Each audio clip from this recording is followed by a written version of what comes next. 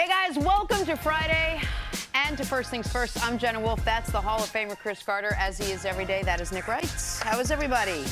Outstanding. You're in a good mood today. What happened? I mean, this is the first day I wake up since Father's Day 2016 that the Golden State Warriors wake up facing elimination. That's a good day for sports fans, man. CC. When Goliath is on the brink, unless you're from the Bay, there's no hateration here, no Queen Petties on the after show, no pettiness, just when you wake up in the morning and the most talented team in NBA history is on the brink of elimination. That puts you in a good mood. It's a good day. Either that or you wake up and you watch First Things First, and Jenna Wolfe has the hottest dress on anyone in television will ever have on. Thank you. Okay? You guys are very kind and very sweet. You got that right. Let's go. Jenna Wolfe, let's go. Let's go, Jenna.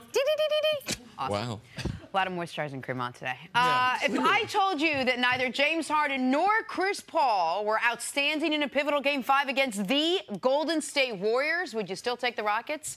Well, you should have. Just like in Game 4, this one came down to the wire, and the Warriors had the ball with a chance to win, but could not. Rockets turn around, pull this one out. They get a big win last night. 98-94 was your final. However, in the process, they might have lost Chris Paul. He had to leave the game with a hamstring injury. Could be a factor later in the game. We will get to all of it, but first, here's James Harden after the game. Can't explain it. Can't talk about it. We just go out there and show it. We don't. We've been having that motto all year. We don't really talk a lot. we go out there and play hard and prove people wrong. I mean, that's all we can do up to this point as well. Game 6, we know the atmosphere. We know how crazy it's going to be. We know what's at stake. But, we're going to go out there and just go and shoot our shots. And if they fall, they fall. That's a bonus. But defensively, if we lock in like we've been doing, yeah, we got a chance. And a lot of James Harden's shots didn't fall last night. And when a reporter asked him about it, he said, hey, who cares? We won. That's all that really matters. CC, how are they able to do it? How did the Rockets beat the Warriors in Game 5? There's not one thing, but if there was one thing that led them to victory, and we've talked about it only a little bit because given the coach, given his history, how he runs his offense, given Harden, how he scores the ball, given the rest of the team, Chris Paul, and how they've operated and the success that they've had or lack of playoff success that they haven't been able to have, it all amounts to defense, grit, hustle. That's the difference in this Houston team and the other teams that I've seen D'Antonio coach, the other teams I've seen Chris Paul on, the other teams I've seen James Harden on, and they got some help. Like the coach has got some help. He's got some guys willing to change their typical mode of operate, how they're going to go about doing business and play some defense. Pass up maybe a shot to get a guy a better shot. So you can see the total buy-in. But when you hold Golden State in the last 2 games to the numbers that they've held them to, you have to give credit to their defense. We talked about 2016 season. They were 26 in defense, went all the way up to number 6 this year. But even this season, they were 18th in defense, in total defense in the NBA, and moved up to that 6 mark. So those things are starting to play out in Game 4 and game number 5. And to me, those are the things that you can see. Those are the edge. Those are the differences in this Houston, the 2017-2018 version that's trying and really have chance to be world champions compared to the other teams I saw Chris Paul on, Harden on, and the ones that D'Antonio coached. Listen, to build on the defense part of it, from the beginning of the 4th quarter of Game 4 to 2 minutes left in the 1st quarter of Game 5, in 22 minutes of basketball, the most talented team ever put together scored 22 points. 1 point a minute might get it done in like 7th, 8th grade junior high league. That doesn't get it done in the NBA. The defense was not quite as good after that, but still very good the rest of the way. And that's the only way you can overcome the MVP going 0 for 11 from 3. That's the only way you can overcome Chris Paul being 0 for 7 from the field in the first half. Yesterday on the show, I will make a bit of a confession here. I had a little bit of inside information when I said I think the Rockets are going to have one of those 3-point avalanche games. I knew going into the game that the game plan was shoot 40 to 45 threes. D'Antoni said after the game, I told him, we got to shoot 40 to 45 threes. Now, they shot 43 of them. They couldn't make them. They were 13 of 43. They won anyway. Trevor Ariza made 1 basket. They won anyway. what they were able to do last night, with the league MVP having a bad game by any measure, with Chris Paul being awful in the first half to then very good in the second half, it doesn't happen if the defense isn't there to keep you within striking distance. And those aren't things that we talked about. We talked about, and Jenna, you held Nick and I to this.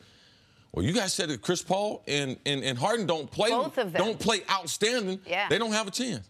Well, we didn't know. Or if we were being honest, we were wrong. Yep. Because the way this team came together, I mean, you're holding them under 95 points, under 100 points, you're going to have a chance. We couldn't see that part of it. So those team aspects of what they're doing, the total buy-in, there's no one that could have predicted, besides shooting that number of threes, that they were going to get that type of response. And we never thought there was a path to victory with them not shooting outstanding from the three-point line. And the path to victory over the last 2 games with Harden missing 20 consecutive threes. Harden has missed his last 20 three-pointers. In that stretch, the Rockets have outscored the Warriors by 12 points. And I want to give D'Antoni... That's crazy. Since Harden is over his last 23s, in that stretch, it's from midway second quarter of Game 4 until where we sit here this morning, the Rockets have outscored the Warriors by 12 points while Harden hasn't made a three. And here's where I'll give D'Antoni credit. One of the reasons they're playing better defensively is while D'Antoni's like, we're not going to change anything, we're going to do what we do, they did change one of the things they're doing defensively. They're not switching every screen. No. Which is preventing Golden State from being able to slip the screens to get easy layups. Yes. They are switching smarter. And the other thing D'Antoni's done is say, we're going to play 7 dudes. I don't care that the 7th of the 7 was unemployed a few months ago. Joe Johnson, you've got all NBA pedigree. Sit down. Ryan Anderson, you're making $21 million a year. Sit down. Luka Sharma-Bahamute, you've been excellent for us all year. You're injured. You're not yourself. Sit down. We're rolling with our 7 guys, and we're good with it. Except that the Rockets wake up this morning unsure of what's going to be from Chris Paul, who had to leave the game with a hamstring injury. Mm-hmm. How do you move forward from here unsure of what you get from him, and who would you even replace him with? Well, to me, it's no different than Golden State, their adjustment they had to make with Clay. Late in the playoffs, Nick and I always talk about this, the fatigue of the regular season. We're not surprised Chris Paul got hurt. We're just glad it's not his Achilles. He's been dealing with a bad Achilles on his right side. Jenna, you know, as a great athlete in fitness, that you know you're going to overcompensate. So either you're going to hurt your knee with the Achilles bothering you, or you're going to hurt your hamstring. And that's what you see with Chris Paul. You know, he had a bad right Achilles. He was really having problems with it in game number 3. I thought that's what had happened. I thought when he didn't get up to go up the court, I'm glad he grabbed his hamstring. I was like, did this guy pop his Achilles? Because if he pops his Achilles, of course he's done for the year. But at his age, his size, you worry about, is he done for the future as well? You said Clay. You mean the same as what Golden State's doing without Iggy? No, with Clay, when he got nicked. Oh, when he got nicked in the game. Yeah, you make adjustments, because I believe Chris Paul's going to try to play. Yes. Like those types of players that have the type of resume he's got, they're going to try to be out there. And the luxury that they have that Chris Paul has never had at any point in his career, he's not the predominant ball handler. He's basically a spot-up shooter, and then every once in a while, they give it to him to go isolation. I believe that part of the offense can be replaced. But from a defensive standpoint, you can't replace how good Chris Paul is as far as a defender. But also, the Warriors were able to win without Iggy in the lineup and with a Klay Thompson, who, even though he dropped, 23 or something last night? The Warriors haven't won without Iggy in the lineup in this series yet. Yes. But they wouldn't have to rely on him. He's not their go-to guy. Oh. And while the Rockets won last night without both these guys being great, this was just one game where they won without both of them being at least contributing. Listen, I have not yet fully entertained the idea that Chris Paul could be out for the series. Not only because it would be unfair to him and be unfair to basketball fans, but I've talked ad nauseum about how many lucky breaks, injury breaks the Warriors have gotten, whether it's Kawhi going down, whether it's Kyrie and Kevin Love going down, whether we can go down the list. Chris Paul is, you can argue, much like we do with the Warriors, who's the best, who's the most important. He's not the best player on the Rockets. You can argue he's the most important. Their only, in my opinion, path to victory if he doesn't play in a game is what I thought they were going to do last night, which is unconscious from three, like where just a three-point barrage. But it makes them, you can't play six guys. If Chris Paul's out, you've got to now extend the rotation. No. Now guys who haven't been getting minutes have to get minutes. No, and that doesn't, just because Chris Paul, if he decides not to play two, that doesn't mean that the rotation only increases by one. Right. I believe D'Antoni goes back and maybe plays three guys. Exactly. Right. Chris Paul goes back and plays eight guys, have an eight-man rotation. And I believe the ball handling skills, too, because the way they run their offense, that can be replaced. And Chris Paul, you saw it yesterday. There was a great moment before he got hurt when Harden was clearly exhausted. There were about 3 minutes left in the game. And Chris Paul, during a timeout, just starts jumping up and down in Harden's face, basically saying, we're not allowed to be tired right now. We've got to go. Like that, I know he doesn't have a championship. He is a championship-level leader. They need him desperately the rest of the way. All right, the Rockets now up 3-2 in the Western Conference Finals. In the East, can LeBron will the Cavs to a Game 7 in Boston? That's next. Game 6 tonight in Cleveland. Boston won Game 5. Those guys in Wisconsin are frisky, though. They were good at home, and LeBron was tired on the road. Boston hoping to be good on the road, and LeBron rested at home. LeBron James facing elimination in the Eastern Conference playoffs just for the first time since 2010. Here he is talking about it after Game 5. I'm going back home. We have a comfort level, and a lot of our guys have a comfort level of being back home and playing off the fans and playing off our crowd, playing off that court, being more comfortable being back home for Game 6. So, we look forward to having an opportunity to force a Game 7. The game is it's up to us to see if we can, come back here for one more. All right, Nick, besides LeBron James putting up 100 points on his own, what do the Cavs need to do to win this game? Well, I reject the premise of the question, besides the LeBron James part of it. This is statistically speaking, the greatest elimination game player in the history of the sport. Nobody's ever averaged more points per game in elimination games. We talked about it going into Game 7 against Indiana, how since he walked off the court against Dallas, the lowest moment of his career, he has faced elimination 13 times. He's 10-3 in those games. He's scored at least 12 times. The one time he didn't was a Game 7 of the finals triple-double. By the way, that stretch started in a Game 6 in Boston in 2012, arguably the most important game of LeBron's career is 45-15-5. So Game 7, I believe the Cavs will need more of a collaborative effort because it will be in Boston. Game 6, LeBron can win this game by himself. LeBron can go out and beat Boston at home by himself, and that's about what I expect to see. I expect you to say that, but if that happens, because I saw in game number 2, LeBron had a type of performance that would beat a normal team. They didn't do it. This Celtics team, not as talented. They're two superstars, well documented, not there. But as a team, this is a team that can't be beat by one player. All right? And that's what I believe. All right? We're going to come on this show on Monday, and people are going to be shocked. LeBron James not going to be in the playoffs. What are we going to do? Because I don't believe that this unit, that not only can they win a game in Boston, but I wouldn't be shocked that Boston won game number 6 in Cleveland. Like, based on the way the team has played, the younger players adjusted in game number 4, and the way they played the second quarter, third quarter, and the fourth quarter, and the way they went back to game number 5 and held their business in Boston, I wouldn't be shocked at all if Boston won tonight in Cleveland. I agree with you that you can't just say LeBron will be enough for them to win a game in Boston, because you're right. We saw game 2 in Boston. LeBron played brilliantly, a 40-point triple-double, and they lost. But we can show the audience the home-road discrepancy. But this is two different teams now. Like, Boston is a great team at home, and they have been bad on the road. Is one great player enough to beat them on the road? I mean, I've seen it happen in this postseason already. I saw Giannis do it. I saw LeBron do it twice already. Go ahead. Who has more support, Giannis or LeBron? Giannis. Oh, okay. But I don't think I expect LeBron to play better than Giannis's best game. Like of course, that kind of math, Nick, of course. Yeah, I expect LeBron to play better. But basketball doesn't work like that. All right? The backcourt of the Cavaliers has been horrible. And there's no number that we can pull. Dusty, get me a stat that's going to tell me JR's going to play better, that they're going to play. There is no stat. So you know where we are back to now? We're back to where we were at the Pacers series. Man, we just believe in LeBron. It's just blind faith. But what if that doesn't work? What if that doesn't work over the next 2 games, which I don't believe it's going to work because of lack of support. But listen, just real quick, I apologize.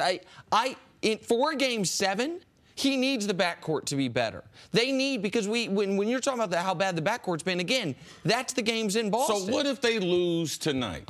What are we going to come on here on Monday? How are we going to explain it to people? If they lose... All right, because our job is supposed to give people some type of preview. Mm-hmm. We got 2 games before we're going to be on TV. Mm-hmm. And there's a chance they could lose tonight.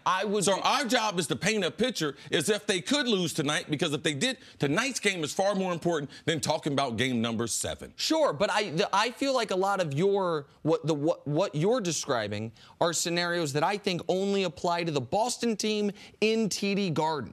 The Boston backcourt has not been better than the Cavs backcourt. Oh, okay. Well, let's Cleveland. just do the stats of the backcourt at home. How great they've been. What? They haven't been good.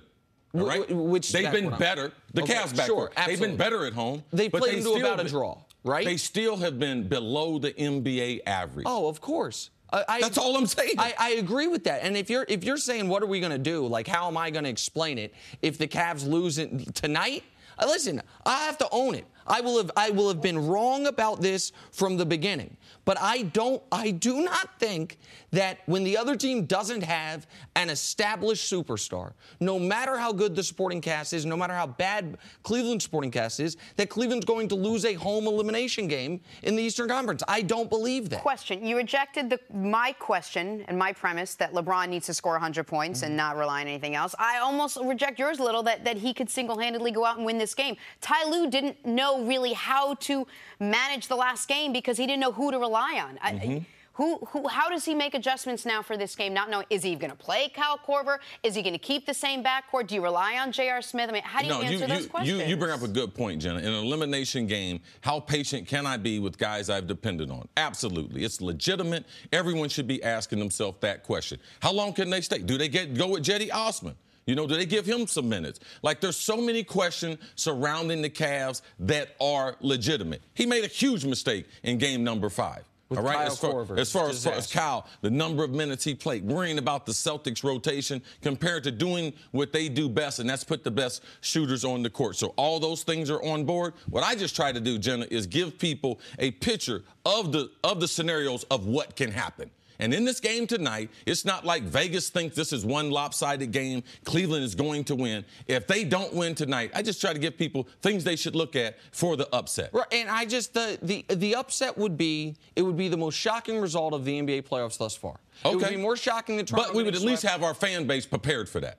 Okay, well that's your job then. That's what I'm doing. That's fine. The point you're making about, listen, Clarkson, maybe he shouldn't be in the rotation.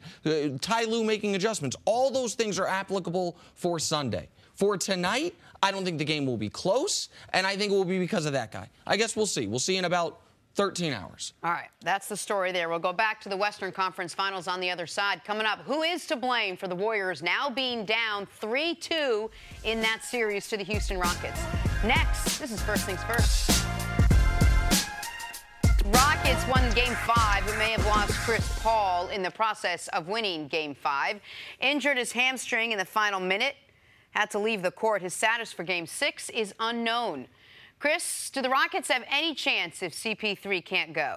Absolutely. They're the best team in basketball and have been over the course of not a month, not 2 months, but the course of the NBA season. Yes, they do. Can they win one game as an organization without Chris Paul? I do believe they can. Because they're not using their bench now, they do have 3 players I do believe will get in that rotation. Last year, Western Conference semifinals, Kawhi Leonard gets dinged at the end of Game 5, a game the Spurs win. He is then not in Game 6 against the Rockets. Rockets should win it. The Spurs end up winning that game to go on to the Western Conference Finals. I say that to say this.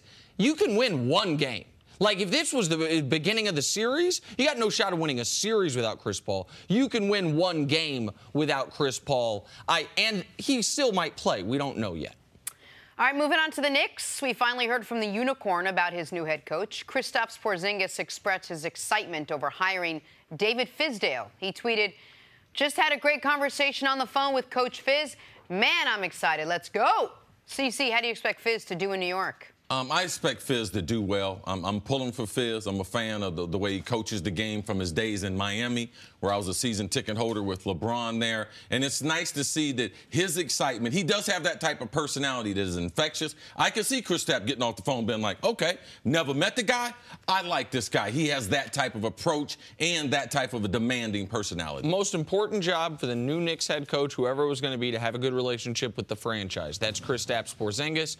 There were reports this week they almost traded him to Phoenix. We know Phil Jackson never had a good relationship with him in the front office. That's now solved, it would appear. This is very, very important and a great first win for David Fizdale. Absolutely. And you need to have a relationship with Kristaps' brother, too. I feel like he's got a role in the process. Right. You might hear about him later on. The All-NBA teams were announced yesterday. Damian Lillard was named first-team guard alongside the assumed MVP James Harden. Nick, should Lillard have made first-team NBA? Absolutely. This is a great accomplishment for him. Steph Curry had the stats to do it, but only played 50 games. CP3 didn't make any of the teams because of games missed. Kyrie, same situation. Lillard played the full season, got his team to the 3 seed, was excellent. It's a regular season award. He 100% deserved it. Yeah, this is not some type of reward they're going to give you for having a good season 2 seasons ago, or they're going to make up for something. You have to earn yourself on All-NBA first team. One of the great honors to have in the NBA, man, you're talking about hard to make it. There's only one point guard spot. Man, he earned it. He really did earn it this year. In a time in basketball, we have a lot of great point guards. That's a good point. All right, finally, another career accomplishment for LeBron James. He was named to first-team All-NBA for the 12th time. He passed Kobe Bryant and Karl Malone for the most selections in NBA history. How impressive is this accomplishment for LeBron, Nick? So this is the All-NBA team is very important when you're evaluating guys historically and career-wise. And the forward spot, because the way it works is there's 2 guards, 2 forwards, 1 center. So since LeBron's come into the league, the people he's been competing with for one of those 2 first-team spots are Tim Duncan, Kevin Garnett, Dirk Nowitzki, Kevin Durant, Kawhi Leonard as of late. That for 12 years, 12 of LeBron's 15 years, he's been one of the 2 best players at the deepest position in the league. To me, it's remarkable. And LeBron now has more first-team All-NBA selections than Jordan had complete years in Chicago. That's not a LeBron's greater than Jordan thing. That's think of how many memories you have for Jordan's time in Chicago. His entirety there of complete seasons, he played 11 full years there. LeBron's been one of the best forwards in the league 12 times. He has he has a second and a third team as well, or 2 second teams as well. So 14 of his 15 years, he's been on a All-NBA team. Yeah, it's very, very important. And for those who are LeBron historians or fans of LeBron, this will be one of the topics they'll be able to go to if they're trying to make an honest comparison between LeBron and the other great players, most notably Michael Jordan.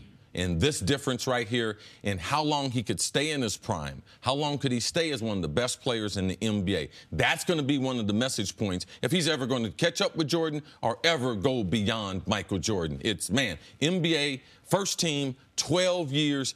He's going to add on to that. Now, can he get another ring? Because those will be the arguments because the playoff record, finals record, the 6 MVPs, that is unapproachable. So LeBron can only go to these other little areas that I believe being valuable, critical to the argument for people like Nick Wright. And this is because for some people, the Jordan 6 rings will always make Jordan the greatest player ever, 6 for 6. Our friend Isaiah Thomas, when he was here, the guy he brings up is Kareem. Like the LeBron-Kareem totality of their careers, that's where this is most applicable. When you look at how long Kareem was great, how long he extended his prime, that's the territory LeBron was approaching and is now, I don't know if he's quite surpassed the length of Kareem's prime, but he's neck and neck with him and doesn't appear to be slowing down. So impressive. All right, back to the only basketball game that mattered last night. Only the basketball game, also the only basketball game that was even played. Rockets beat the Warriors. Stop, Nick. Rockets beat the Warriors in an ugly game, but it was a pivotal one. They now take a 3-2 series lead. The Warriors have now dropped 2 playoff games in a row. They haven't done that since the 2016 finals. However, as expected, Steve Kerr says he's not worried heading into Game 6. I feel great about where we are right now. And that may sound crazy, but I feel it. I know exactly what I'm seeing out there. And we defended them beautifully tonight. We got everything we needed. Just too many turnovers, too many reaches. And if we settle down a little bit, we're going to be in really good shape. It's a big statement there. Really good shape, because they're not in great shape right now. What do you think about what Steve Kerr said, CeCe? Oh, I don't believe him. I can't believe after that game, because I listened to Draymond, because I went back and listened to Draymond after game number 4. And Draymond was like, man, you know, we're pissed. We gave a game away. I think they gave this game away. I mean, you can't expect Houston to shoot the ball that poorly again. You can't expect Chris Paul to be out of the game in the most critical time again. Like, you can't expect that, like, in Houston. Like, if there was a Game 7, and you say, hey, Steve Kerr, you have the same scenario again. He'd be like, yeah, absolutely. Sign me up for that. But that would be after they had won game number 6, not knowing where Iggy's going to be back. So, no, I don't believe him. Now, this is the first time, Nick, that they've been down the series since when? First time they've been trailing in a series since before they got Durant, when they were down 3-1 to OKC and then down 3-2 to OKC. Yeah, like, and the reason why I know, Jenna, because I work with a guy. Oh, shit, I ain't worried. Shaking his, he like the duck on the pond. Right. Them feet up under. LeBron. Low. Steve Kerr, he should be concerned. This is the best team that he's faced in this run that they've been on. This is the only team that had home court advantage against them. And do they have the matchups? Do they have the firepower? No, they can't outshoot Houston. It's the first time they faced anyone in this run that'd be like, man, we can't outshoot them. There got to be some other ways that we got to try to beat them. In the last 2 games, they had a chance to win. But their inability to run their offense in the last minute of the game, I mean, there you it's go. shocking. There you go. James Harden drove to the basket, kicked it to Eric Gordon to hit a 3 with 1:20 left. That put Houston up by 4 points. That was also the last basket Houston made. 1:20 left. Houston's done making baskets. Houston's done scoring, except for in foul situations where the Warriors are fouling to stop the clock. Go ahead. And in a lot of playoff situations, championship situations, that's all the field goals you get. It's normally a free throw shooting contest after that. So that's a typical situation they were in when he hits that. So Houston doesn't make another basket. The rest of the way, let's look at what Golden State runs, who gets the shots, and who is not involved. Draymond gets a 3. Great make by him. Quinn Cook takes their most important shot of the season with Steph running wide open. That ain't great. Steph Curry misses a very tough layup. And then the final possession of the game, you're kicking it up to Draymond. Let's show this again. Kevin Durant, is he standing out of bounds? You're going to see someone fly into the screen at the end here. It's not Kevin Durant. He never comes into the frame. See, you told me that Kevin Durant knew he made a mistake at the end of Game 4. Absolutely. That he said, I knew I should have taken that shot.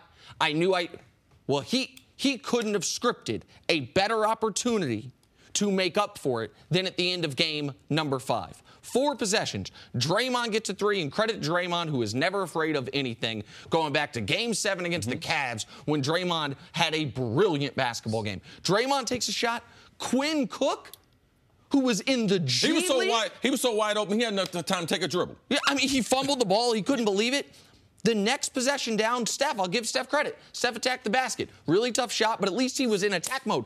And then that last play, when you have to, you know the Rockets have a foul to give, so there's a little, you can't quite do the easy math. They screwed up the rebound, so they couldn't advance it to midcourt. But KD's not involved. What was KD? If Draymond doesn't turn the ball over, I'm just curious. What's KD's plan 46 feet from the basket with 1 foot out of bounds with 4 seconds left? Every coach I ever had said, hey, man, you got a guy next to you? Uncover. Go to an open area. Try to create some space for yourself. He didn't move. Was Quinn Cook the plan ever drawn? Was it ever drawn up that Quinn Cook was going to get the ball and take the shot? This is the second straight game that ended like this. The last game that came down to the wire we talked about it, and CC, you were surprised. You're like, I'm surprised there wasn't a better play drawn up or any semblance of a play. It looked like everybody was a mess. It kind of appeared that it was this way, too. Absolutely, Jenna. It's a great observation. And no, they didn't draw up anything. Well, Chris, how you know that? The reason why? Because they hadn't played one single minute with that lineup that they had with Quinn Cook in the game all season. We're at game, what, 96 in the season? Now, let me say this. That's remarkable. That was the first minute. I hadn't seen that. That was the first minute they had played with that five-man lineup? Yes.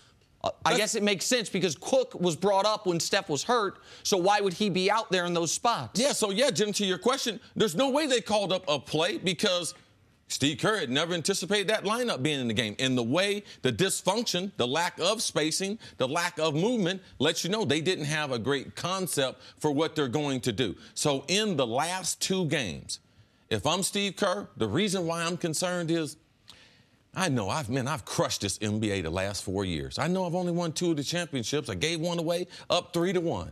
But these closeout situations, how to close out games, you know something? We're not real good at that. Well, you know why? You've been so dominant. You got such an access of shooters and scorers and great players that's a part of the game that you're not really, really good at. Who's going to shoot the ball at the end of the game? The last time I remember, there's 2 times that stick out in my mind of the Warriors in a theoretical big game or a definite big game, and they had the play you remember. One is obviously Kevin Durant last year coming up court after the Korver missed at the 3 on LeBron. And the one prior to that was Steph from like 38 feet in the game against Oklahoma City, the 73-win year in overtime, if you remember. That game was on a Friday night. It was in overtime. He pulls up from almost 40. And they're not in these spots a lot. So they don't have a lot of experience in these spots. But Kevin Durant in these fourth quarters now, this is going to be a thing. You can't be 1 for 5 in game 4 in the fourth quarter and in game 5 in the fourth quarter 0 for 4. You can't be shooting 18% and 12% from 3 and averaging 3 points in the fourth quarter when in the first 3 quarters you look like the most unstoppable scorer in the league, and when fatigue is not really an excuse here because he is getting rested. He is getting subbed out. He's not playing 44 minutes a night. Like, game 4 was the only game where he played plus 40 minutes in this entire series. But for this whole team, what percentage of the season have they really only had to turn it on the first or the second or the third quarter? No. There are so few times where they've had to really, come from behind and play hard in the fourth quarter and try to win a game in the last minute. And, Jenna, that's why I believe that this team is not as prepared as the first Golden State team before they had KD, when they were trying to win as many games as possible, where winning was important to them. The regular season was paramount to them. Now, we saw them sleepwalk through the regular season, and now you start getting in close and contested series and games. You can see that this is something they haven't worked on an awful lot. And this is why, at the beginning of the show, as petty or maybe even unprofessional as some would see it seemed, for me to be happy the Rockets won. It is good for basketball fans for the regular season to matter. And if Houston wins this series, then it matters. The regular season will have mattered. The Warriors just saying we're going to flip a switch. We don't care about home court. We don't care about any of this. It will bite them. It will have bitten them if they lose the series. Now, they haven't lost this series yet. Still got to beat them one more time. But that's why, as a basketball fan, it's easy to. I know a lot of people that don't like the way the Rockets play, don't like James Harden. They think CP3 is. They've never liked him. They don't like D'Antoni's style, and they're rooting for Houston because it will make the regular season feel like it's not nonsense, like it actually has some impact. And we saw that the way Game 4 ended was a mental blow for the Warriors. Let's see if the way Game 5 ended will be as well. All right, coming up, who'll step up for the Dallas Cowboys next year? Let's switch gears, talk some football on the other side. First things first. Back here, first things first, we're about 3 months away from Game 1 of the NFL season. Cowboys open up against the Panthers. Who will Dak Prescott be throwing the ball to that afternoon? It won't be Jason Witten. And it won't be Des Bryant. They'll have a new receiving core in Dallas with a whole new set of expectations. Cowboys receiver Deontay Thompson had this to say, quote, "I'm excited to be in a group of guys who are hungry and want to prove the world wrong. I don't really have too much social media stuff, so I barely hear it. But we know what they say. But we'll be having this discussion in November, and it will be totally different."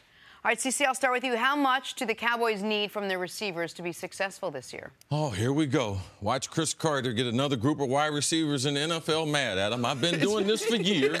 And, did it start with Seattle and Doug Baldwin, or did something it's been long before. It's been long before. Even back to T.O. when T.O. was opposite of Jerry Rice, I didn't know who he was, and T.O.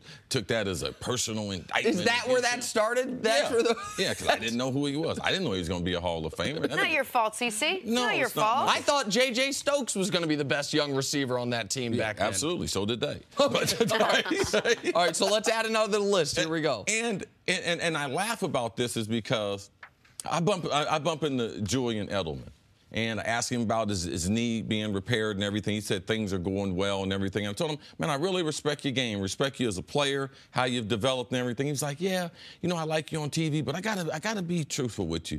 Didn't always like you. And I was like, why? He's like, oh, man, I used to hear you used to tell me, I was just a quarterback playing slot receiver and everything. And I was like, well, where was I wrong? He was like, people just don't believe in you. I said, what was I supposed to believe in?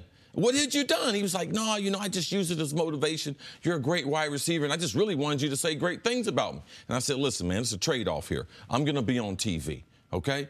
Do something great. I'll say something great about you. Awesome. All right, Deontay Thompson, I've been watching him since high school. Right. Okay? Bell Glaze, the University of Florida. Like, he's been a role player even at the University of Florida, let alone in the National Football League. So I don't care what they read on social media. I don't care what this is what the underdog role is all about. Oh, they don't believe in us. If you're undersized, how am I supposed to believe in you? If you've been a backup, how am I supposed to believe? If you've never had a 1,000-yard season, how am I supposed to believe? They have a bunch of guys who are misfits, and now they don't have a lead dog. They don't have a number one receiver. None of these guys is a number one receiver. That's not my fault. That's Dallas's fault. Now, will these guys try to come together as a group and collectively get it done? Yeah, you can do that when you got Tom Brady. You can do that when you got Aaron Rodgers. When you got some of the greater throwers, we don't see this happen. Unnamed guys being able to duplicate productivity that we see with big name guys. In that unit. No. Only when you have one of the top 5 passers in the league do we see you able to get away with that. Listen, I think you're being a little unfair, Deontay Thompson. 77 catches, 1,032 yards. Oh, that's not last year. That's his 6-year career. My bad. No, you're being totally so it's my fault. yeah, you're right. Listen, you're totally correct that sometimes out of nowhere, oh, my God, Julius Thomas. Nobody knew about him. He's one of the best tight ends in football. Oh, that's when he was paired up with Peyton Manning. Wes Welker. The Dolphins didn't even want him. And now he's has 4 straight amazing seasons. Oh, he was paired up with Tom Brady and then Peyton Manning. There are guys that you can come out of nowhere and all of a sudden you only ask them to do what they're best at. They are always put in a position to succeed. Something you taught me that I love. The ball speaks to them. Yes. So wherever the ball is passed, this is an important note for whether you're talking about Cole Beasley or Terrence Williams or Allen Hurns, a benefit I don't think any of these guys have really ever had in their career, and I don't know that they'll have this year with Dak, which is when you are playing with a great quarterback and a ball is thrown to a certain place, what it tells you, as opposed to when you're not playing with a great quarterback and the ball might be thrown to a certain place because he was off. Explain what the ball speaking to you means, because that's one of the reasons these under-skilled guys can turn into the best versions of themselves. Right. The ball speaks to them and makes them better because it lets them know what the coverage is and it lets them know where the other defenders on the field are. Say you have a shallow cross. You have a guy in your face, man-to-man. You go up underneath him. The quarterback throws the ball in front of you. You think it's man-to-man, but the guy could have jammed you and dropped off, all right? But the quarterback throwing it in front of you, he lets you know there's green grass in front of you. It's probably going to be man-to-man. If the quarterback throws the ball at your back shoulder, it's like, watch out, man. You got heavy artillery in front of you. Slow yourself down and go back the other way. So a great quarterback, it does help unknown. It does help guys who have been number 3s, number 4 receivers trying to come together. And I've only been wrong about this one time, and that was the Seattle Seahawks. And that was because of Doug Baldwin. Doug Baldwin made me wrong. I said they were just ordinary guys. They were just role players. But Doug Baldwin stepped up his game. Now, as a group, They were very effective as a group, being on a running team, a lot like Dallas, with a young quarterback. They proved me to be wrong. And Doug Baldwin knows it. I apologize to him. Doug Baldwin went on to become a Pro Bowl receiver. Right. Which one of these guys is going to step up and be the Doug Baldwin to make me wrong? So there's two ways that can work in Dallas. One, if they succeed as the underdog receiving corps and somehow a bunch of no-names are going to come together and become this unit that no one expected. Or two, Dak Prescott has to come out and have a lights-out year in year 3. Do we expect that to happen? Well, to the Doug Baldwin thing, just quickly, he became a better player, but also I would imagine part of your analysis baked into that was you didn't think at the time Seattle had a Tom Brady at quarterback. And Russell Wilson ain't Tom Brady, but, man, he's turned into an amazing, to me, a top 5 quarterback in this league. Yes, absolutely. And he made that jump from a running defensive team to now I'm the guy. Right. You can back me up 40 times, 50 times, and you can win doing that. And so I don't know, to answer your question, I don't see that type of leap coming from Dak. Like, Russell Wilson, to me, is a top 5 quarterback in this league. Right now, Dak's fighting to become a top 15 quarterback in this league. It's an enormous jump to go from there to there, because even Russell Wilson's first year, second year, third year, you could see some flashes of it. The reason this is going to be so hard for Dallas is you talk all the time about every number 2 wants to be a number 1. Every number 3 wants to be a number 2. Yes. I look at Dallas. I think Allen Hurns a legitimate number 2 receiver. He's going to have to be their number 1. Everyone else on this team is a 4. Right? Like, their number 2 is going to have to be their number 1. And Cole Beasley is an excellent 4th receiver. You can deal with him as your 3rd receiver. Terrence Williams, be an excellent 4th receiver. He can be a 3rd receiver. Yeah, you can't have him as no damn designated driver, though. No, you can't have that. That's a fair point. I didn't expect that one. Deontay Thompson has been a 6th receiver. Barely make an NFL roster. But if you add all those up, what number do you get? Oh, that's not quite how that math works. Oh, okay. So, that's not how it works? So, okay, I wasn't sure. So what's the path? So what is the path to the Cowboys in your eyes having a great offense? They have to be outstanding running the football. They have to be outstanding from a turnover standpoint. They have to be amazing defense, winning the turnover margin. And this is what this wide receiver group, what they want to be. They want to be dependable. They want to generate first downs and generate big plays and touchdowns in the red zone. All right, now, if I can get 2 out of those 3, if they can be very, very dependable, moving the chains on 3rd down, and if they can either be great with the deep ball, I'm talking about passes over 20-yard, explosive passes, which they haven't been good at, or just be outstanding in the red zone. That's what the Dallas Cowboys needs from this wide receiving corps. And of all those things, the running game we know is probably locked in, and maybe the defense is. So there's a lot of questions still to be answered in Dallas. All right, we'll take a break. Coming up, Chris Broussard joins us to discuss how the Rockets were able to take down the Warriors next on First Things First. Welcome back to First Things First. Yet another Chris is with us. Chris Broussard joins the conversation. Chris. Oh, good to see you, brother. What a game last night. You can't say it didn't surprise you. Just a little bit? A little bit? Were you a little bit It was surprised? just, I don't know if surprise is the right word. Yeah, it was just I thought it was a great game. A lot of people complaining, saying it wasn't well played. It was playoff basketball. It wasn't well broadcasted. It wasn't commentated. It was a great basketball. I thought it was a great game.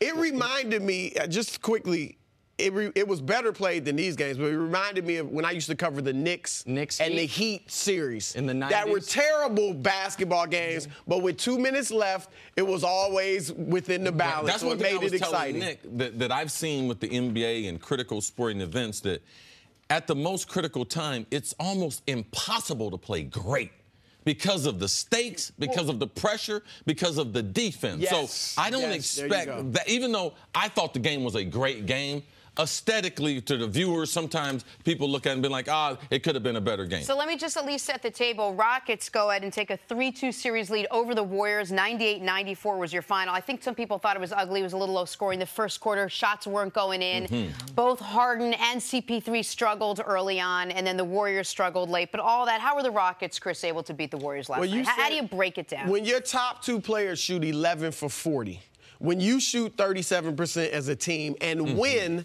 against a great offensive team, there's only one explanation: defense. And what has happened, you never thought you'd say that about Mike D'Antoni, coach team. I know he's got Jeff Bzdelik as kind of his defensive coordinator, but give D'Antoni credit for setting that up, okay, and letting Bzdelik do his thing. But what they have done is, I've said it before, they have baited, switching everything. They've baited Golden State to playing ISO basketball. Golden State, we know they've talked about passes. They are very, they're adamant about the number of passes they get per game. They are throwing 58 fewer passes per game in this series than they did in the regular season and the first 2 rounds. They are going ISO almost 3 times as much as they did in the first 2 rounds in the regular season. Yep. Their assists, they led the league with assists, almost 30 a game, which is ridiculous. And now they had 14 in game 4, 18 last night.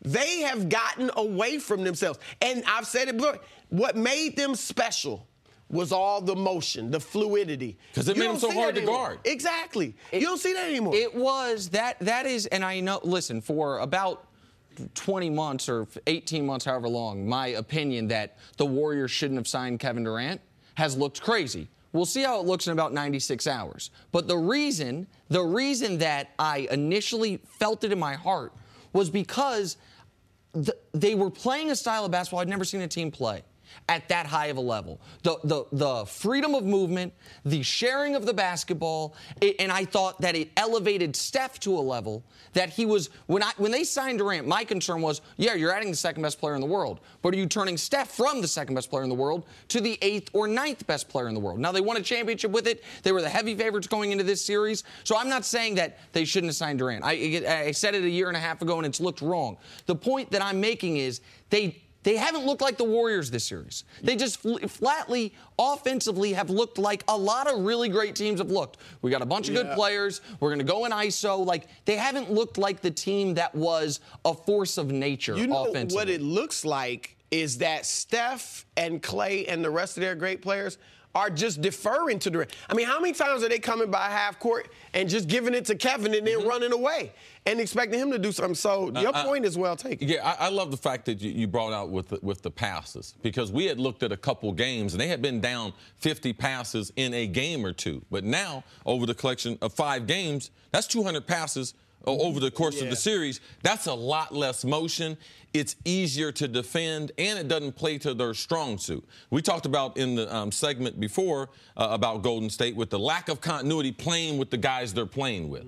And then now if they're trying to not only play with different guys, they're going to play a different style. That's why they don't look like the Warriors. But to me, it's just lack of being tested in pressure situations. It's not that big of an adjustment. The last 2 minutes of the game, they need to concentrate on what they're doing. Last 2 games. If they can correct that, I mean, signing Kevin Durant was well worth it and will be well worth it, because now every team in the NBA is adjusting to what they did. It did get them another championship on top of the other one that they had. And you have to have, as a group, if this group doesn't win 3 or 4 championships, it's going to take away from them being special. Listen, and I know we're going to talk more about the Warriors when you're on with us later. I do want to give the Rockets credit, because it's not just because they're a 65-win they're team. making. Yeah, it's not to win a game when Harden's 0 for 11 from 3, and Trevor Ariza makes 1 shot, and Chris Paul doesn't make a basket in the first half, is incredible to me. I thought they would go into this game and try to make, of course they're going to try to make, but where they would shoot 40 to 45 threes. They shot 43 of them. They only made 13. Yeah. And we can say, oh, well, Golden State turned the ball over. Golden State turns the ball over now. That's their bugaboo. They've been careless. The Rockets' ability to finish these games, and the Rockets' ability, even when they're not making shots, to stay locked in defensively. Because that's what happened, Jenna, in Game 3. Game 3, they were within striking distance at the end of the first half, and they had missed a dozen layups, and they never started hitting their shots, and they let go of the rope defensively. In these last 2 games, even when their shots aren't falling, they are so locked in defensively that it is stifling Golden State. Well, they're going to have to be now. The one thing we all agreed on was that there was no way the Rockets were going to win if those 2 guys, Harden and CP3, weren't great. They both had to play great. Well, maybe last night was a silver lining that they won and they didn't play great, because now they may be without CP3, pulled up with a hamstring injury. He left the court. even if he does come back, he's not going to be 100%. Yeah. He will still be hurting a little bit. How does that affect everything moving forward, it's whether he plays or not? Yeah, it's obviously going to be tough without him. But I heard you guys say earlier, and you're right. They can win one game without him. They can't win a series against this team without him, but they can certainly win one game. I don't know how in the world this stat happened, but last night, Chris Paul was negative 13. He was the only Rockets player that was negative in the plus-minus. I don't know how it happened. I thought in the second half, he carried them, and he's done that, obviously, the last 2 games. If it wasn't for him in that third quarter, it was tremendous what he did. So, look, you can look at that plus-minus. There's another stat. I'll tell you how it happened, though. It happened because the Rockets had that 11-point lead. He comes back in the game, and while in the first quarter, and while they lose it over the course of the end of the first quarter, beginning of the second quarter, he's on the court when the Warriors went on their one run. That's why he ended up being negative for the game. What happens if he can't play? Well, one of the challenges is this. They have only played 7 guys the last 2 games. And Gerald Green's played about 11 or 12 minutes each game. So they're essentially playing 6 guys. Now, you have to play at least 7, I think. So what role player that hasn't played in the last 2 games, and Bahamute, whoever, gets in there and plays well and is comfortable after having sat this long. So that's going to be a challenge. Yeah, one thing, too, it's a challenge. But you also have Eric Gordon, who was in a slump. He's playing the best basketball he played in a long time. So you give him more minutes. Belmute, you got to put him back in the game. You got to give him 5 to 8 minutes. Like, this is a great basketball team. It's not absent of talent.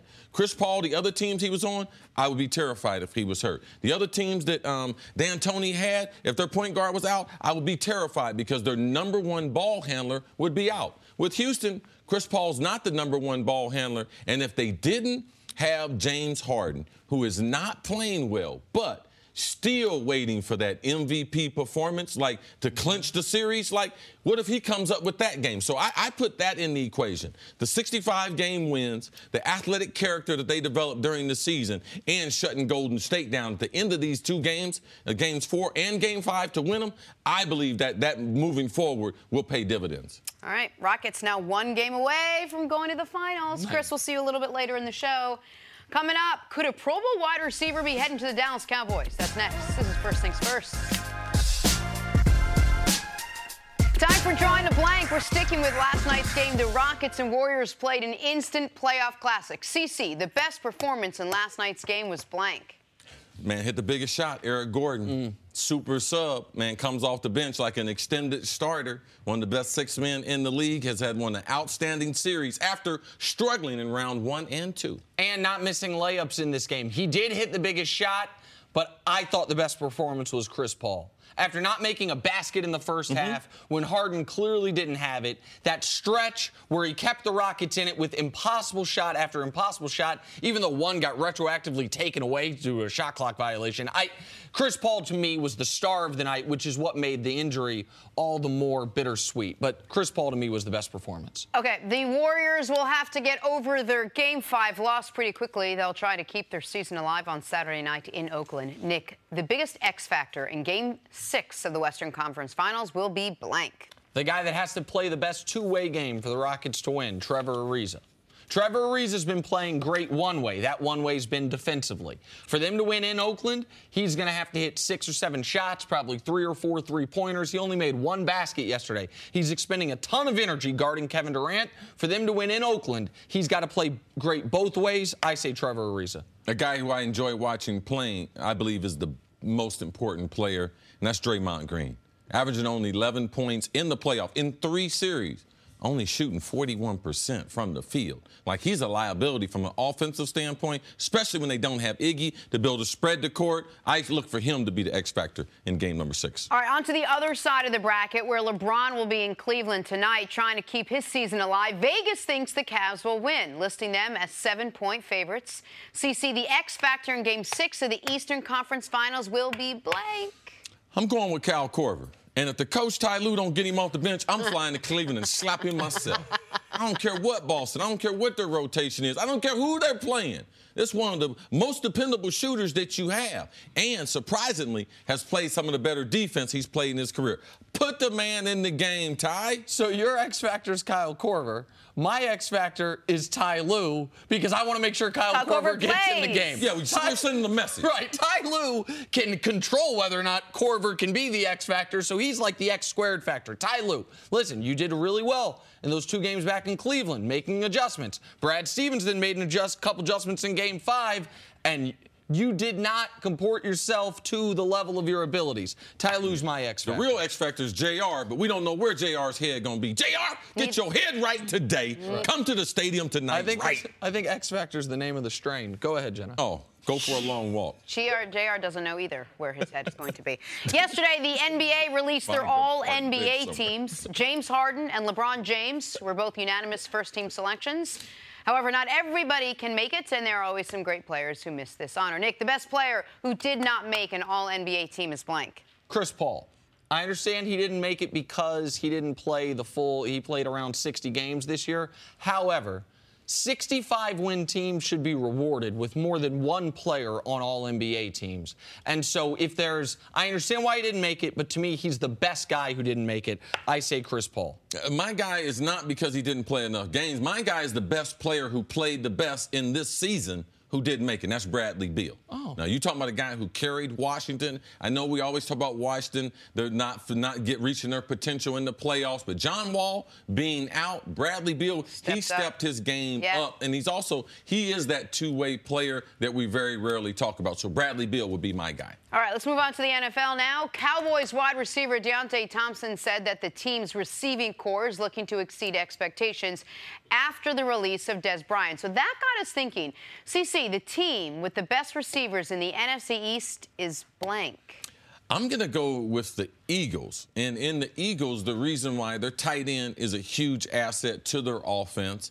And getting Mike Wallace. I'm a huge fan of Mike Wallace. You can't teach speed unless. This is one of the few guys that during the course of his career be like, hey, man, the guy lost a step. Well, the guy could lose 2 steps because he can run a 4.2 in his prime and now still, in slowing down, runs a 4.3. That addition to that passing attack, Nelson Aguilera continues to grow as a slot receiver. We saw Alshon Jeffries in the biggest moment come up huge in the Super Bowl. So I'm going with the Eagles. The Eagles I have no objection to that. I picked the Giants. I'm going to cheat a little bit. I'm going to include their tight end in that receiving core because I think Evan Ingram is going to be an excellent pass-catching option.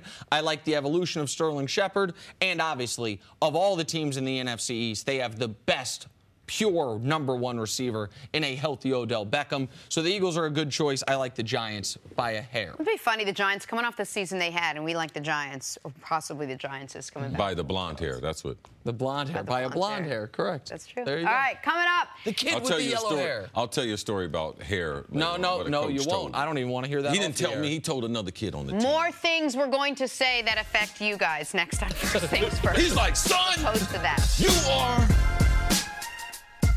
The Rockets won Game 5, but may have lost Chris Paul in the process. Injured his hamstring in the final minute, had to leave the court. His status now for Game 6 is unknown. Chris, do the Rockets still have a chance if CP3 can't go? Absolutely. I mean, they're a championship team. Do they have a chance in game number 6? Yes, they do.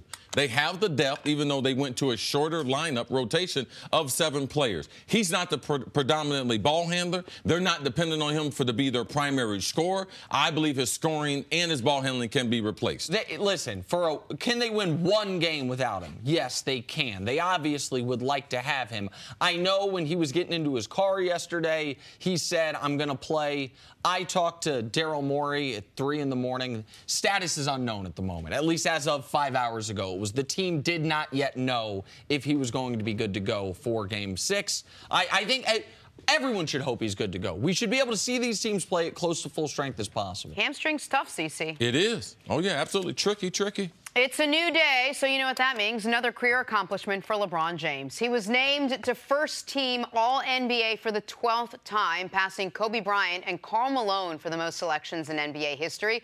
Nick, how impressive is this accomplishment for LeBron? From an individual standpoint, this is all you can ask an athlete is how high is your prime and how long do you stay there? The height of his prime is as high as any player we've ever seen, and the length of it is now longer than any player we've ever seen, save maybe Kareem. That's arguable. So, I mean, how long is 12 years? Jordan only played 11 full seasons in Chicago. LeBron's been one of the best forwards in the league 12 years, so it's a wild accomplishment. Yeah, it is a huge accomplishment. It gets him to, what if he can get to 15? 15 times first team All-NBA, even if he doesn't get to the GOAT as far as Michael Jordan with 6 championships. These are the things that LeBron James, it changes the conversation. These are the points that people would have to make that would try to represent LeBron as the greatest player. It would have to be longevity. It would have to be the height of his art. And also, man, we haven't seen anyone do it for this long. So for me, I tell Nick all the time, this is the path to being the GOAT. Damian Lillard was also named first-team All-NBA as a guard alongside the assumed MVP, James Harden. Nick, should Lillard have made first-team All-NBA? I think so. I don't think Russ's team was good enough for him to get there. Steph didn't play enough. Kyrie, CP3 didn't play enough. So a spot was available. Lillard led his team to the 3rd seed in the West, played almost every game this year. He was on my ballot. The NBA didn't accept my ballot for the 9th straight year. It was returned in the mail, but he was on my ballot. Yeah, you had called on this about 3/4 of the way through the season to see if he would be the #1 guy. Would the voters give Steph the benefit of the doubt? Didn't know exactly how many games Steph would play, but they got it right. He earned it. And also, let's not forget, that 3rd seed in the West, that was out of nowhere. Now, we mark them down typically because they didn't finish, him and our friend of the show, CJ, they didn't finish the regular season in the playoffs the way you'd want to. But Damian Lillard played All-NBA first-team style of basketball this season. Absolutely. All right, back to Game 5 between the Warriors and Rockets. Kevin Durant has been the Warriors' best scoring option during the entire postseason. However, his coach, Steve Kerr, still had some feedback for him about improving the team's offense as a whole. Listen to this. When MJ was with the Bulls, we had a playoff game, and he kept trying to score. And he was scoring, but we weren't getting anything going. Phil Jackson said, "Who's open?" I said, "John Paxson." I want you to trust your teammates early. What you're doing is you're getting to the rim, and then you're trying to hit them. I want you to trust the first guy, and then move. Still attack, still look to score, but trust these guys, okay? So those right there, those are my favorite moments of the game. When you get just an extra little look and peek into, how a game is broken down. And that was more than we usually are allowed to see on those little audio cut-ins. They usually don't let anything that be construed as negative or anything. I was surprised TNT aired that. I was very glad they aired it. Go ahead. Yeah. What did you make of Steve Kerr's advice to KD? It's one of the great tools that, as a former player, that you have when you have associations with other great players. It's the way Kevin Durant plays basketball. A lot of it, Steve Kerr can't relate to. He can't relate to it because he didn't have that type of skill. He's a self-made guy. He's a gym rat. He's like the second coach on the field. He's going to be a sub. He's going to be a situational player. He's athletically challenged. He's height challenged. Like, Kevin Durant's not those things. So what can I tell? What else do I have in my quiver to be able to get a person's attention? So it's not only how much basketball Steve Kerr knows, it's all the other stories that he's heard. Phil Jackson, Michael Jordan. These are the resources that allow you to be able to reach beyond yourself, to be able it's not all about the coach. Right. I love the example. I believe Kevin Durant could relate to that example, and he went deep on this one. He got Michael Jeffrey Jordan, and to me, as a player, anytime you hear names like that, I believe a lot of times it helps you recognize the moment. One of the things I found most interesting is when I used to cover football games, so we'd go to media day or whatever, practice every Wednesday and Thursday, and I'd stand on the sideline in the bubble or wherever it was, and every once in a while you'd hear a coach come up to a wide receiver and explain something, and it seemed so simple. I'm like, at this point in his career, the fundamentals of catching a ball, you're going to explain to him? It was ridiculous to me. Similar to, yeah, I know, you're so great, but maybe pass the ball a little bit more. It all seems so simple, but sometimes we think it's so overcomplicated that athletes want some very, intricate, multi-layered piece of advice or something that we don't know. But at the end of the day, it's break it down, go back to the thing you know. You already know how to play the game. And maybe that's what Kevin Durant needed, something simple like try to share or throw the ball around. Listen, I don't blame Steve Kerr for giving that piece of advice. It was good advice, but Kevin Durant didn't take it. Like, I mean, that the immediate possession after they showed this. Now, we don't know when he said that to him, but in the broadcast, they show us that. The next possession, KD gets the ball at the top, holds it for 4 seconds, takes a couple dribbles and makes a jump shot, and they show Steve Kerr, this was a great part of the producing of the broadcast, show Steve Kerr jump up off the bench and wave his hand saying, move the ball, move the ball. I mean, KD, look at KD in the wins now. No one can doubt the scoring. He has been remarkable as a scorer. He's giving you 31 points a game, 44%. That ain't great, but it's not terrible. 1 assist a game. And with him on the court, they've been outscored by 24 points. So an average of 8 points per game. That's what he's talking about. 1 assist a game in their 3 losses in this series. Overall in the series, I think he has 10 total assists. Like, he's not doing a great job on the glass because of where he's at defensively. He's not able to really help you in that way because of what his matchup is defensively. We get that. But when you're only averaging 1 assist and 31 points, and that's not the style in which your team's been successful, that's what Steve Kerr's trying to communicate to him. This isn't how we've won championships. I don't believe it's Kevin Durant's fault, because the reason why they're going ISO and post-up is because those are the sets that Steve Kerr's calling. Kevin Durant's not calling the offense. He's not coming down the court calling his number. You know, let's run play number 4. A lot of times you look at the players' numbers and everything. A guy calls out the number that's on his jersey. Watch out. They probably running his play. That's what the coach named it, all right? So it's a combination between the coach and the players and a style for which they're playing. When you have Iggy, who's been out the last couple games, all right, he's one of the best ball movers they have. When you have Draymond, he's one of the best passers and ball movers they have. They're not shooting the ball well. So even if Kevin throws them the ball, they're not trying to shoot the ball. We talk about Clay, what he's done. He's been off and on. And we talk about Steph. Steph's been off and on.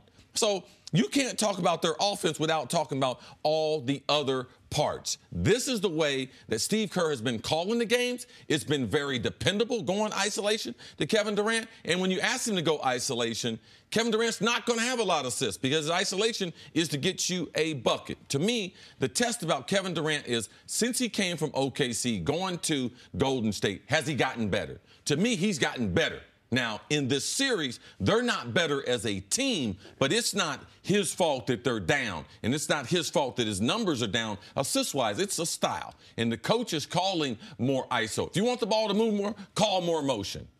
All right, let's move on to some football. I'm going to call that one motion right now.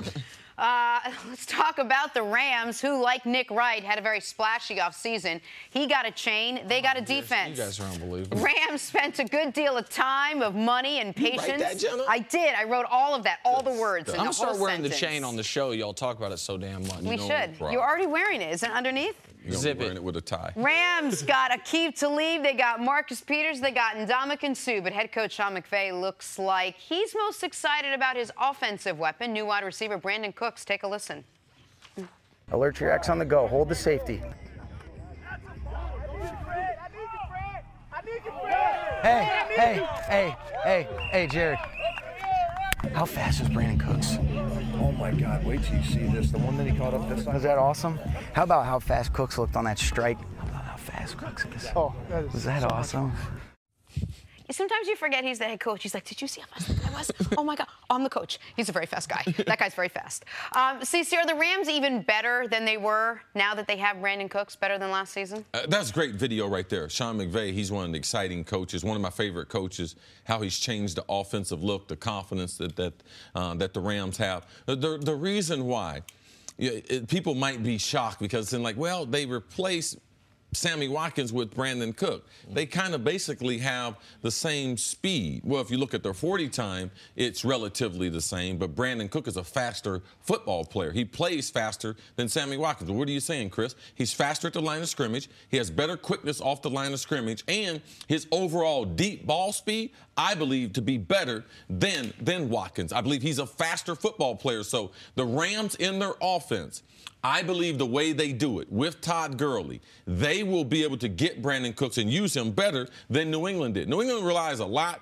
on the short pass, and that's not Brandin Cooks' style. That's not his strength. He was very, very good with Drew Brees and the Saints going downtown or intermediate at the minimum. They didn't use him that way in New England. New England's downtown passing game was not that great. Their explosive plays, not that great. They don't like to hold the ball for Tom Brady. So look for that as far as how Brandin Cook is different playing with the Rams than he was with the Pats. And despite the Patriots not using him to the exact ultimate of his skill set, he still had 1,000 yards receiving. He still had, last year, a far better year than Sammy Watkins did. Listen, I think Sammy Watkins, I thought coming out of Clemson, I thought his second year in Buffalo, where it seemed like he was going to be a star, I think he has the talent to be one of the best wide receivers in football. He hasn't yet put it all together consistently season to season. My only concern about Cooks is we have only seen Cooks catch balls from Drew Brees and Tom Brady. And when we were talking about the Cowboys receivers, we talked about how much of a benefit it is if you have a great quarterback and how the ball can speak to you, how they can get you in your very best positions. Jared Goff, listen, I know he's the #1 overall pick of the draft. He was bad his rookie year. He was very good last year. He's obviously, even if he continues on an upward trajectory, not Brady and not Brees. He also he had Sean Payton, Belichick, and now Sean McVay. I think Sean McVay is a very good play caller, a very good head coach. The only reason I wouldn't be bullish on Brandin Cooks is how much of his success had been about the quarterbacks he was playing with. That's something, I'm not judging him on it. I'm just saying, to me, that's an unknown. Maybe you're more confident on it, what you thought of him coming out of college. I'm a professional observer of wide receivers. Brandin Cooks is a hell of a football player. Regardless of who's throwing him the ball. Regardless. I hate when people discredit you for being successful, because if he hadn't played well, man, we would have, oh, man, you got Drew Brees, you got a great offense, you got a play caller. But now the guy does well, so we're going to hold it against him? All we've seen Brandin Cooks do well in the NFL. So why wouldn't we think that he would do well? I want to make clear, I wasn't trying to hold it against him. No, I'm just saying we shouldn't be thinking that he's not going to do well when all he's done is do well. We think Sammy Watkins has all the potential. He hadn't. Sammy Watkins is the reason why coaches get fired, the reason why you look bad as an analyst, because he's got everything that you would think, but he's not consistent. He hadn't been the #1 guy. He hadn't been dependable. Brandin Cook has been all those things. And let's not forget what Bill Belichick and Tom Brady said when they first got Brandin Cook. You know something? What's the thing that you think that sets him apart than other guys? Said, man, he's such a mature and responsible guy. And now coming from the New England locker room, that's where wide receivers have had a hard time adjusting. Remember, they couldn't learn the playbook. So are we going to give Brandin Cook credit for that? In one season, had 1,000 yards with New England. The only reason why they traded him, because they didn't want to give him $12 to $15 million, the asking price for free agent wide receivers. All right, we got to take a break. We'll leave it there. Coming up, will tonight be LeBron's Cleveland farewell? Ooh. That's next on First Things First. Welcome back to First Things First. Chris Broussard is back with us. You see me over there, Chris? Yes. Oh, yes. We're talking about glasses. I didn't know that CC had ophthalmologist. incredible vision. Yeah, listen, a big advantage in your wide receiving skills, yes. too. Ophthalmologist of America, Jenna Wolfe wants contact lenses that only apply when she's reading. I don't know why that's such a tough those things. request. It would just help me out. But your bifocals work great, Jenna. You look awesome with them off the air. Yeah. Serenity now. They're hot, Jenna. They go with your dress. Thank you very much, Chris Carter. Let's talk about the Eastern Conference Finals. Yeah, Nick called you 4 eyes. He called me what, 4 eyes? Game 6 tonight in Cleveland, Broussard. Cavs down 3-2. LeBron James hoping not to be eliminated in the Eastern Conference playoffs for the first time since 2010. Chris, what do the Cavs need to do to stay alive tonight against the Celtics? Look, we all know what the formula is. Number one, play Kyle Korver a little bit. All right, play him more than you did last game. You got to defend, and they have defended well. Even when they lost, their defense wasn't really the problem. And then you need the role players to step up. George Hill, the 2 games they've won, 13 points a game. The 3 they've lost, 15 points total. JR, it'd be nice if he could hit some shots. And the That's thing where is, we are with JR. Yeah, no, it'd be nice just maybe hit a couple I'm shots. going to be honest. I've been that way with JR for about 3 years. I mean, and he came up big when Game they won it in seven of the finals. 2016. Yep. Yeah, but you just never know what you're getting from him. He could be 2 for 15, 0 for 7, or he could be hot and give you 18 points. Would you say this is the worst JR we've had since the trade? This is the worst. He's been on the decline and very inconsistent, like I said, for the past few years. But this is by far the worst. I would say he's been inconsistent since they got him. But it used to be a couple good games, couple bad games. This year, starting with the end of last year into this year, it's 5 bad games, 1 good game. You know what I mean? Like it's one thing to be inconsistent. Corver's a little inconsistent at times, where he can go for 17 one But night. he's a bench player. Exactly. Of course, That's acceptable. No. But but also Corver never goes 3 straight awful games. JR has gone 6 straight awful games over the course of the year. If we were being truthful, JR been bad for 2 years. All right? Since they won the championship, since that game number 7, JR has been bad. Now, extenuating circumstances last year. Had a family situation, very, very touchy situation. I can understand that. But if we're looking at it in its totality, in the last 2 seasons, J.R. Smith has not been dependable. So we looked at game number 6. What can J.R. do? Because they don't have Richard Jefferson no more. They don't have Channing Frye no more. They don't have some of these other veterans who used to come in and get them a bucket, get them a stop, get them a rebound. What option does Ty Lue have? What would you like to see Ty Lue You do? got to just trust. I mean, you have to At hope this JR. point, you You've gotta already just go killed for it. Rodney Hood. Because, no, seriously. Well, he did play him a little bit last game. Yeah. Only in the garbage time, though. Yeah, not in the but rotation. when they had that dispute if he was going to go in that game, since then, he's been unusable. And when you trade for him, you're expecting to get that jump shot and that youth and athleticism. And this should be the most important time of his career. His contract's up. When you don't have him and JR playing that position, man, they're going to be hurting. And I understand Clarkson plays point guard and Rodney Hood plays wing. But if you can adjust the rotation as such, whatever minutes you have carved out for the gunner of all gunners, Jordan Clarkson, if you want to try to give him to Rodney Hood, try to get him back engaged in the series, I'd be fine with that. This is where I disagree with you and I disagree with Chris. I think everything you're describing is what the Cavs have to have. It's mandatory to have, and we haven't even mentioned Kevin Love, to win a Game 7 in Boston. I have seen Boston on the road this postseason. I have seen the Cavs at home this postseason. I think what the Cavs need to have to win tonight is LeBron to do what we all expect him to do. I think, can they win tonight with no role player scoring 15 points? Well, they won games 3 and 4 in Cleveland with no role player scoring 15 points. But they didn't score 15, but you had a number of guys between, 9 and 13. Well, I mean, listen, he's going to need a little bit of help. Oh, well, they can't win the game with 60 points. I understand that. But in an NBA game, guys are going to score to some level. Like it's very, very rare that we see a guy go for give me the number LeBron's going to go for tonight. 39 points. I'd say 39. Right? If he only has 39, how they get to 95? He's going to have to get a lot more from his role players. But again, that's the... I'm just using how you do math. Because I was hoping you gave him 45. I thought you was going to go 50. 45 or something. Like that. Well, I'm not going to say he's never scored 50 in a playoff game, so I'm not going to say he's going to do that tonight. 7 of his elimination games, or I'm sorry, 4 of his 7 elimination games, he's gone for 40 or more. Yeah, I agreed. I also don't think this is going to be a game LeBron plays ton in the fourth quarter. Maybe I'll look foolish on Monday. A straight blowout. He's already gone for 40 in a game and lost. That was in Boston, and that's the only playoff game this year LeBron's been great and they've lost. There's been one playoff game all year where the manner was anything other than just LeBron be great and we'll figure it out. Like, now, am I baking into it? Yeah, that Kevin Love will score some points, that George Hill will make 0 baskets. Sure, they're at home. They've been better at home. JR's been better at home. And the Celtics have been far worse on the road. I think Game 7 is going to be a war. I think Game 7 is going, it's why I said I was concerned when they were down 2-0. If it is going to be a war, what's Cleveland fighting with? You said it's going to be a war. You used the analogy. What they fighting with? Because if the same problems we bring up for game number 6, you're saying no because they're in Cleveland. Okay, we give you that. The Celtics won 1 game on the road. But we still believe in the younger players playing better, having a better game than we depend on the others for LeBron. So we do go to Game 7. We make it your way.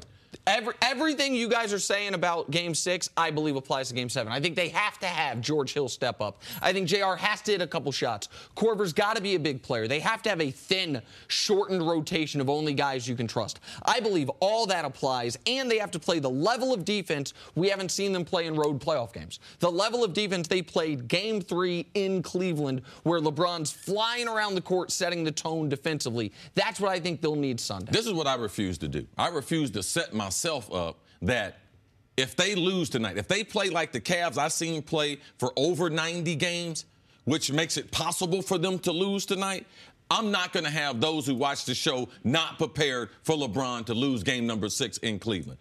We're being irresponsible as broadcasters, because there's nothing Cleveland has done that would have us going into this game. You know something? Just bet the house on this. Just bet the house on the Cavs playing at home against the Celtics. No, that hadn't happened. Well, to your point, too, a big question is LeBron going to be tired? Because he was clearly exhausted in Game 5. And I think, look, we all know the track record. 98 games now this season, 15th year, all the playoff games. Now they have one game in between games, one day. That's a lot different than having 2 or 3 days in between games. So you wonder if that could be a factor tonight, and then if that's a factor if they win in Game 7. So that's a big concern, too. The other thing we should also think about is this could be LeBron's last game in Cleveland, in a Cleveland uniform. I think Cece definitely thinks it is, because whether they lose tonight or not, you believe Boston's winning the series. Boston right now is favored to win the series. And I got that baked into the pressure. So right? So I got that baked in. For the role players? For the role players. Yeah. Kevin Love mentioned it. Oh, yeah, not knowing what LeBron's going to do. It's been weighing on us. Well, it's going to weigh heavy tonight, because tonight is the last game. Wow. Well, and you said, could this be his last game? It all depends on what his motivation is going forward. If his motivation, as they've always said it is to win, like if that's going to be the number one factor in his decision this summer, then he's got to leave, unless they make some unforeseen blockbuster trade. Well, they don't have the assets for it. No. They got the 8th pick of the draft and no tradable assets. And I think more and more it's looking like it's got to be Philly. The better Houston plays, I think it makes – does LeBron go there if they're this close to beating Golden State? And even if they're not, if they lose this series, why go west and battle with not just Golden State, but Houston and San Antonio if they keep Kawhi? New Orleans is on the come up. Minnesota. I mean, they're deep.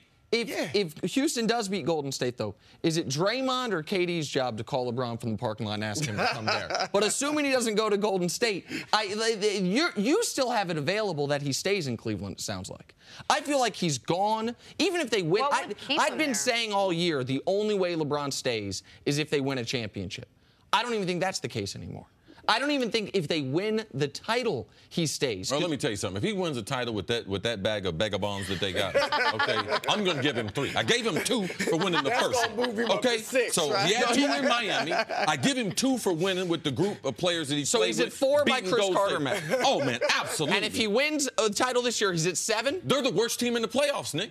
If we reseed the tournament right now, the Cavs are number 4. Yes. Oh, right now? Oh, yeah. Absolutely. No question. No doubt about it. These 4 that are left. But I want to get back to your point. Hold on. So he'd be at 7 if they win the championship? Absolutely. With this team? He's always looking for gold. So hold on. So if they win the championship, he's your greatest ever. He passes Jordan the rings and all of it. No problem. And I'm willing to bet you a lot of money on it. If he could take these guys there, he would probably be the best. I'm willing to bet a lot of money. But that's not going to happen. As far as LeBron moving forward, this is the scenario. LeBron, look down the bench. Would you sign up for 3 more years with them guys? He's like, no, let's go. Let's go. So where does he go? Or where should he go? I'm going with the young guns, and man, I'm going to Philadelphia. Yeah. I'm going with Joel Embiid. I'm going with a post player. I'm going to play on the wing. All right, I'm going to play 3. I'm going to play 4. I'm going to be a great mentor. Try to get me 2 rings there in Philadelphia. Just enough to get him a statue out there under Rocky Balboa, Julius Erving, finishing second greatest player ever. That's a great career. I think it's down to two available options, Philly and LA. And I think the only way LA is an option is if Magic can somehow pull off not LeBron plus Paul George, but LeBron plus Paul George and Kawhi, or Paul George and DeMarcus. Or, we need some tricky math. I don't think DeMarcus, I don't think would be a draw for LeBron. So then call Paul George and Kawhi. I don't think San Antonio would trade him to L.A. If I'm San Antonio, if I'm trading him, he's going east. And be careful now. They could trade him to Boston. Well, here's another thing. This is going to be different. Wherever LeBron goes, it's not going to be easy. Like, obviously, if you go out west, it's not easy. If you go to Philly, I think they're a great team, but Boston is going to be there. Yes, they are. So it's not like it's not going to be easy. There's no easy path. It's not supposed to be easy. And like I said, L.A., to me, if he goes to L.A., they don't get Kawhi and they just get Paul George with LeBron, winning is not necessarily the end all for him. It's I want to be in L.A., the lifestyle, my businesses. And, we could win if things work out. That's why I said, what's his motivation? All right, Chris, stick around. Got to take a break. Coming up, who is to blame for the Warriors being down 3-2? Next on First Things First. Back here with Chris Broussard. Rockets beat the Warriors last night. A little bit of an ugly game early on, but a pivotal one. They now take a 3-2 series lead. The Warriors have now dropped 2 playoff games in a row. They haven't done that since the 2016 finals. But Steve Kerr is not worried. Take a listen. I feel great about where we are right now. And that may sound crazy, but I feel it. I know exactly what I'm seeing out there. And we defended them beautifully tonight. We got everything we needed. Just too many turnovers, too many reaches. And if we settle down a little bit, we're going to be in really good shape. No shot, Broussard. No shot. He feels great about it, and the only thing he needs to adjust is them settling down. No shot. No, look, the only way you feel good, or did he say great or good? Whatever. Regardless. The only way you feel good being down 3-2 without the home court advantage is if at one point you were down 3-0 or 3-1. That's a good point. That's a good point. Then you'd be like, they were up 2-1 Great point. They have now lost 3 of 4. I'm starting to wonder in the back of their minds, because Golden State's been a team that has dominated the league. Everybody. They've now lost 3 of 4 to Houston, 5 of 8 this season. Is that messing with their confidence? Now, that was something that I worried about. Well, it was brought to my attention because I talked about how well the Pacers matched up against the Cavs. And Nick was like, hey, man, listen, this is not new, Chris. I was like, what do you mean it's not new? They beat them in the regular season. Yeah. And I was like, oh, the regular season don't count. He was like, they beat them 3 or 4. I was like, oh, you might be right. When you look at that, not only during the regular season, and I told Nick, game number 3 or 4 looked like the number 1 game of the season that we started off. Yeah. When Houston was Game 4. The only 2 times all year Golden State's blown a double-digit fourth-quarter lead was Game 1 of the season to Houston in Golden State and Game 4 of the Western Conference Finals against Houston in Golden State. So you start seeing some of these rare things happen that they have everyone else's number in the NBA except Houston. You've seen the last 2 games where they had a chance to either call a play or have one of their superstars either make a shot or make one pass.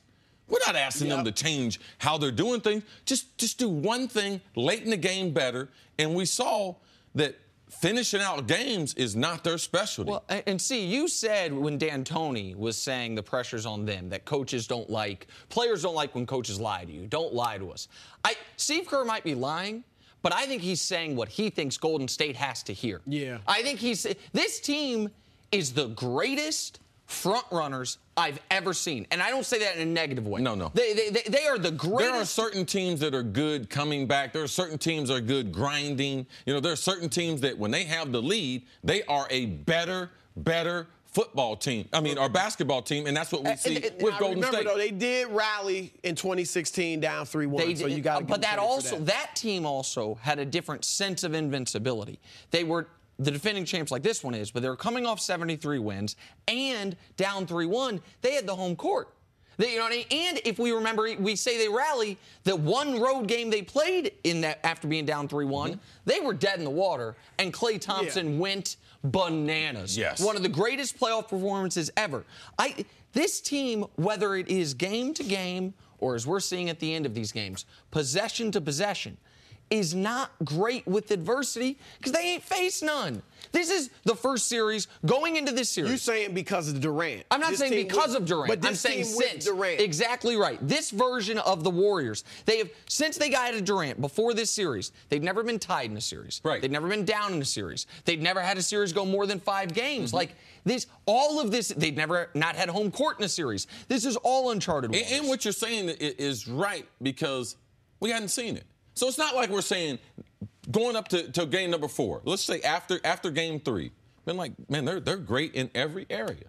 But now they're getting 2 close games. So now we've seen them in back-to-back games. They can't close out games. So we should be able to draw the conclusion this team with Durant is not great in those situations. More of the proof that Kerr is lying is that he is obsessed with passes.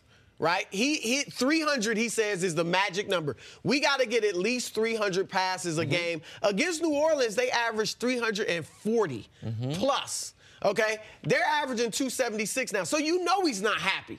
And we heard him talking to Kevin Durant about Michael Jordan and all that. I love that he did that. But this all tells you he is not happy with what's going on. And also, I'm going to tell you, too, when you get desperate, you go for your best stories. Now, when I'm teaching kids and everything, I'm telling you, I go deep for Randy Moss. If I can't get him, I go to Randy Moss. Like he went to, they line up. I'll be like, man, let me get some Moss in it. Man, Randy Moss in this situation. Just the way the last 2 games ended, it seems like it would be so uncharacteristic of the Warriors, who have 2-3 great shooters who are almost always locks to hit a shot. And the last 2 games, they looked out of sorts. They looked like in the last minute and a half, they didn't know what they were going to do. They didn't know who was going to get the ball. It didn't look like they had a plan. That seems uncharacteristic. If we can, let's just look at every Warriors possession after Gordon hit that 3. Gordon hit a 3 to put the Rockets up 4. It was the last basket the Rockets made. Look at who's getting the shots. I know Draymond made that. The Rockets are fine with Draymond taking the shot. Quinn Cook. Look, here's the thing. Hold on, just real quick. Quinn Cook then Steph misses, and then on the final play, it's not only that Draymond turns it over. Where's Kevin Durant? He's standing out of bounds, and you're never going to see him back in the screen, by the way. You'll see someone running. That's Quinn Cook you see running. Durant's not there. The question is, what in the world did they call coming out of your timeout? Because why is Durant off the screen? That couldn't have been the play call. I'm not mad at that pass. The pass was fine. Draymond just bobbled it. Was he going to try to go to the hole? And I can't kill that play for Quinn Cook. It wasn't a play for him, but he was wide open. That's a practice shot. Yeah, I can't get. I know they got plenty of stars, but that is a wide open. And I'm not criticizing Quinn Cook. He didn't ask to be out there. But see, that Clay, Steph, KD, Draymond, Quinn Cook, that lineup, prior to this moment last night, regular season and postseason, how many minutes had they played together all year? Research, 0. It was the first time that lineup had been together on the court all year. And part of that is where you don't have Iguodala. You know, here I'm going to say, because your point about adversity, I think Steph, Clay, Draymond are fine in adversity. Because, again, I got to give them credit for coming back 3-1 against they got a couple OKC. championships. Okay, exactly, and a couple championships. KD is the guy. He has not faced adversity with Golden State, and when he faced adversity, for the most part, he played well against San Antonio. He struggled when he faced adversity in OKC. 17 for 48 in games 5 and 6. I'm sorry, games 5 and 6 when they lost to Golden State. He was 35% from the floor. 22 of 62. He shot 21%. People forget that story because they want to blame it on Russ. Exactly. They killed Russ. But in games 5 and 6, Durant, the best scorer in the world, shot 35%. And the only reason we don't remember or talk about that blown 3-1 lead is because 2 weeks later, in the finals, a different team blew a 3-1 lead. Hey, now, KD, he said I should have taken the shot in Game 4. I want to have that moment back. You said you believed in that. He wanted to have that moment back. He had hella opportunities to have that moment back in Game 5. But look at him in the fourth quarter in this series.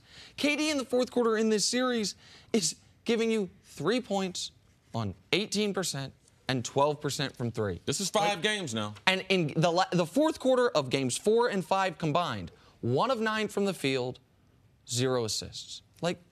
I mean, this is problematic for them. This is going to be he's going to get the lion's share of the blame. Quickly, you still think the Warriors pull this out?